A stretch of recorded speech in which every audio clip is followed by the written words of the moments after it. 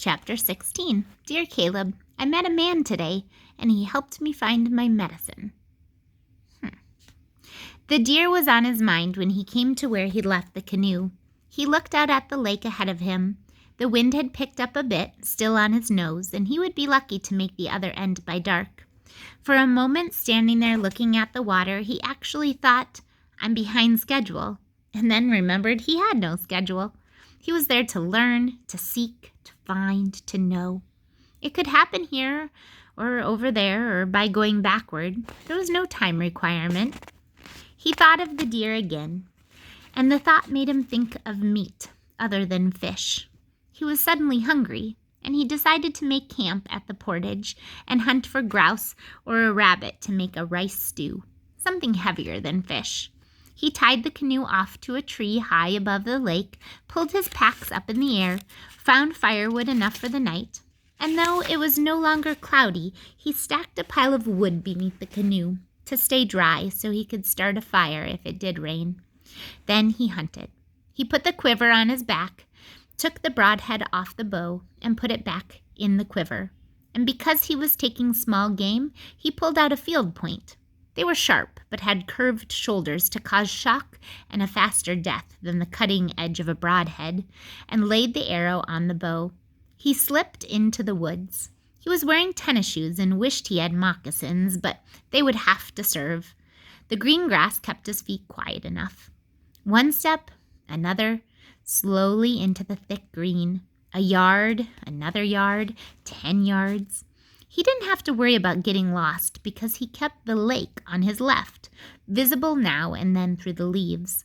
He saw a rabbit almost at once and could have hit it easily enough, but that would have ended the hunt, and he was moving now into the woods, slowly, like a knife being pulled through water, the forest closing back in on him, his eyes seeing every movement, his ears hearing every rustle. This, he thought, is what I have become, a hunter. The need to hurry disappeared. The need to kill was not as important as the need to see all there was to see. And he worked in the afternoon away until evening, perhaps 2 hours before dark. He had seen 7 or 8 rabbits, any one of which he could have had, and held several grouse, and seen 4 more deer, 2 of which he could have hit easily. But he waited, and now as he turned back, a grouse jumped up in front of him, its wings thundering, and flew to a limb on a birch about 25 feet high. Now it was time.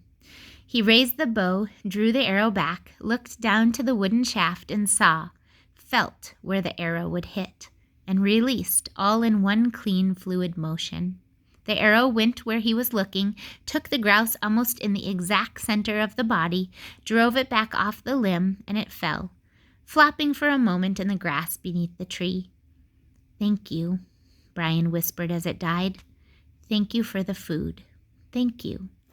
He picked the bird up, pulled the arrow out, and wiped it on the grass, and then tied the grouse to his belt with a short piece of nylon cord and started back. He was done hunting now, but kept the bow ready and the arrow on the string. It was nearly dusk. The sun was well below the line of trees, though it was still light, and he had much to do. Set up the tent, make a fire, cook dinner, write in his journal. And he picked up the pace and was near where he'd left the canoe, still thick trees, when he smelled the smoke. He stopped. It was pine smoke. He couldn't see it or hear it, but there was a definite odor of smoke. It went away and then returned when he moved. How could there be a fire? There was no storm, no lightning, which Brian had read caused most forest fires, and besides, with the recent rain, it wasn't likely there would be a forest fire. Still, it was there, again. He moved forward a few steps, stopped, and started to step again when he heard a clink of metal on stone. Somebody was there, ahead at the camp. Brian crouched and moved again, one step at a time, carefully, quietly, until he was at the edge of the forest. He moved a limb aside and peered out. A man sat crouching with his back to Brian. There was another canoe pulled up by Brian's, an old fiberglass standard 12-footer, with many hard miles on it, judging by its look. The man had pulled up more wood and had a fire going and a pot of water boiling. Brian could see the steam. There was no weapon showing, no other gear, just the canoe tipped upside down and the man and the fire. The man had long gray streaked hair with black, no hat but a headband, and his hair tied into a ponytail. All that Brian saw without moving, without speaking. "You might as well come in by the fire," the man said without looking. "I ain't that much to look at, and I got potatoes boiling with an onion. We can add that grouse you've got and have some stew." Brian jumped. The voice was old, gravelly, but it carried so that it seemed to come from everywhere. He realized he still had the bow raised, not aimed exactly, but ready, and he lowered it and stepped out of the thick brush and walked to the fire and laid his bow and still nocked arrow down by his canoe. He had a million questions. Who was this man? Where did he come from? Why was he here? But he kept his mouth still, and the answers came. The man came from the woods. He came in a canoe while Brian was hunting. He was there as Brian was there, because he was there, and his name didn't matter, just as Brian's name didn't matter, and so he didn't ask. But one thing puzzled Brian, and this he did ask. "How did you know I had a grouse?" "Smelled it. Your arrow hit the stomach and carried some of it through. Nothing smells like grouse guts." "Ah." The wind was blowing right to carry the smell around the lake back to the campsite. Still, the man must have a very sensitive nose. Brian moved down to the edge of the lake and cleaned the grouse. He tore the skin off with the feathers and washed the carcass in the water. He looked back up the bank, out of the corner of his eye as he worked, studying his visitor. He was an older man, Brian guessed at least 50, with a lined face darkened by smoke and weather. Perhaps he was from a native people. His face showed that he'd been in the woods a very long time. He had on worn moccasins, faded work pants, and a work shirt, buttoned up to the collar and buttoned at the cuffs. Everything, like his canoe, was old, but in good repair. The shirt had been patched several times, the patches sewn neatly by hand with small stitches. His hands looked as if they were made out of polished wood. "They call me Billy," the man said, still looking down at the fire. "I'm Brian." He brought the grouse back to the fire and used his knife to cut it into pieces and dropped them into the stew pot, an old aluminum pot that could hold at least 3 gallons. The potatoes were just starting to boil. Brian lowered his packs and sleeping bag. "Excuse me." He found a little salt and started to put it in the stew and stopped. "Salt all right?" he asked. "Some." He put a bit in, less than he would have liked, and then took one of his own pots, the large one, and put tea and drinking water on to boil. They did not talk. When the stew was done, they each fished some out into their cups.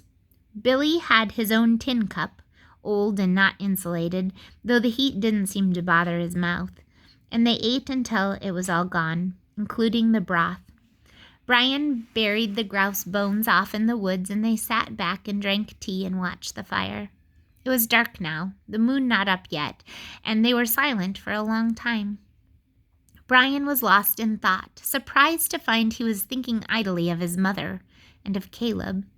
Here he was, sitting by a fire with a strange man, and it seemed the most natural thing in the world to be thinking about his mother.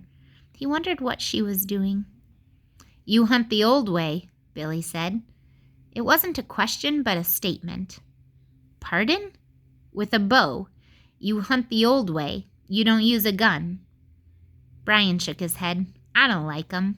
They make too much shock. No, too much noise. They're wrong for the animal." Billy talked with his hands as well as his voice, the palms waving and the fingers pointing, dancing with the words as he spoke in almost music. "Too fast. Guns kill too quick. Don't give them time to think about their place, time to face east. They don't get into the next world right when they get blown up. Arrows kill slower. Give them time to be ready. I don't use a gun. Bad medicine. I saw a deer today walking here. It stood and looked at me, and then away, then back. I could have shot it. Brian didn't know why he said this, only that it seemed the right thing to do. Did it look the way you were going when it looked away? Brian thought about it. Yes, north, up the portage. Brian nodded. It was your medicine deer, telling you the right way to go. Medicine deer? Billy pointed at the sky. From there, I have a medicine crow that points for me. You have a deer to help you. Always listen to the deer. So, it's not right to hunt them then? They'll tell you when it's right. Listen, they will show you, just like today.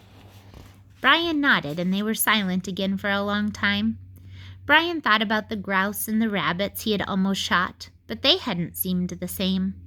The deer stood out. He realized he was tired. His leg had stiffened a bit, though much less than this morning, and when he'd started, but he'd paddled against the wind much of the day, then portaged, then hunted. He felt a bit stiff, and his belly was full, and the fire was warm. Time to make sleep, Billy said. He moved to his canoe and crawled under it. From one of the thwarts, he pulled an old blanket, wrapped himself in it, and was asleep before Brian could finish setting up his tent. Brian unzipped the opening, pulled his bag in, and was sound asleep before his head was all the way down. It's kind of cool that he met another human. Okay, boys and girls, we're so close. I think we have 2 chapters left. Okay, so stick with me. Come back for chapter 17 next.